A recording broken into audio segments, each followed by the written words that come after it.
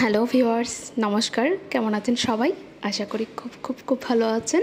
সবাইকে শারদীয় দুর্গাপুজোর মহাসপ্তমীর শুভেচ্ছা। তো দুদিন কেটে গেল, সবার পুজো কেমন কাটলো? আমার দুদিনের পুজো খুব ভালো কেটেছে। এবারের পুজোটা আমার কাছে বিশেষ কিছু, তাছাড়া আমার বাবা মা আমার পাশে আছেন, সেই জন্য ভালো লাগছে অনেক। ভিউয়ার্স, আজ 29শে সেপ্টেম্বর, রোজ সোমবার সকাল থেকে সপ্তমী পূজার আনুষ্ঠানিকতা শুরু হয়। চন্দ্রী এবং মন্ত্রপাঠের মাধ্যমে পূজা, দেবী দর্শন, দেবীর পায়ে ভক্তদের অঞ্জলি প্রদান, প্রসাদ গ্রহণের মাধ্যমে দিনব্যাপী আমরা সেই অনুষ্ঠানটা পালন করেছি। ভিউয়ার্স, শাস্ত্র অনুযায়ী আজ সকালে নবপত্রিকা স্থাপন করা হয়েছে। নবপত্রিকা শব্দটির আক্ষরিক অর্থ 9টি গাছের পাতা।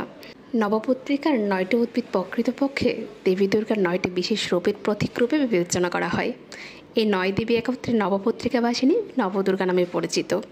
ভিউয়ার্স, আগামীকাল মঙ্গলবার 30 সেপ্টেম্বর মহাষ্টমী।